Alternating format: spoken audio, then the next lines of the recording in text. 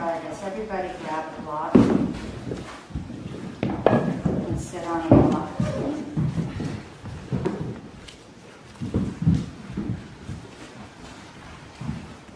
Bring your hand to the top of your right thigh, tie it up in the groin, grounding your right hip into the block. Wrap your left hip forward.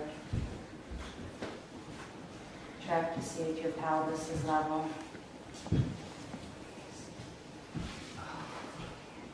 Is your pelvis level? So either stay sitting on the block or slide the block out and sit on the ground. Still keeping your pelvis as level as possible. Lift your chest up. Press into your fingers. And lift your collarbones up. Lift your back ribs up. Lift the ASISs up. Take another deep breath.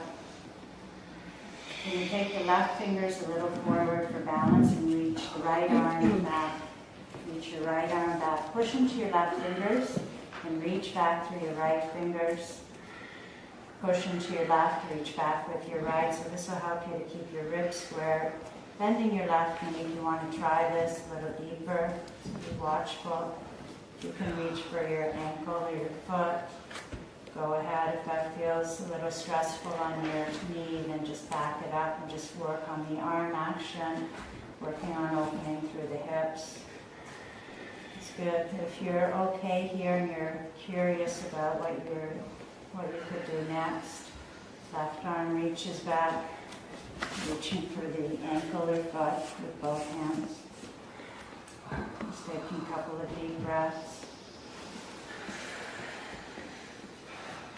Lifting your chest, lifting your collarbones, look up. And then slowly releasing. Hands to floor, switch. Left knee forward. Sitting into your left hip. Making sure the right ankle, knee, hip are in line. And we'll all get up on the block for a few breaths.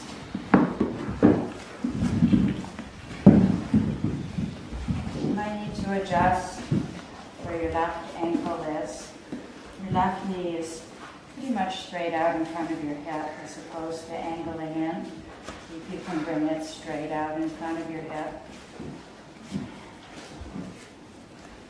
You can have your right toes curled under if that helps you to hold the right leg in line.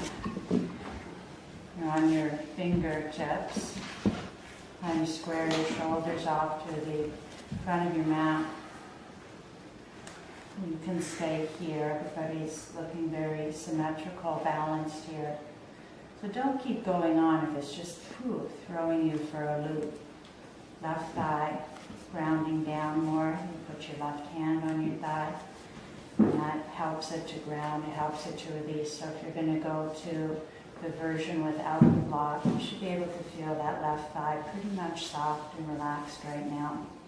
So that if you take the block out, you're sitting that thigh and hip down onto the floor, which is optional. If that feels your pelvis all wonky and out of alignment, stay with the block work. Trying to find again level pelvis.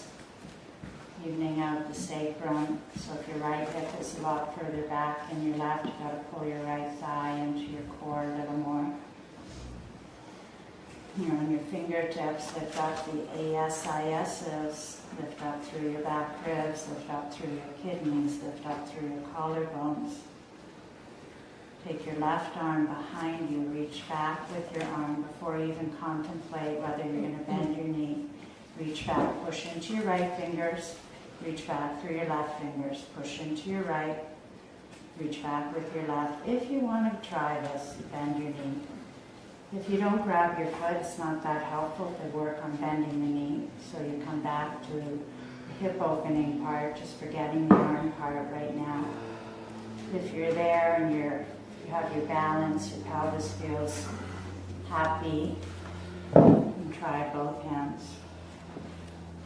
Just a couple of breaths. And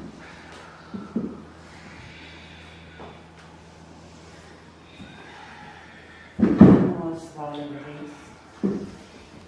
Bring your hands to the floor. And just come back onto your knees.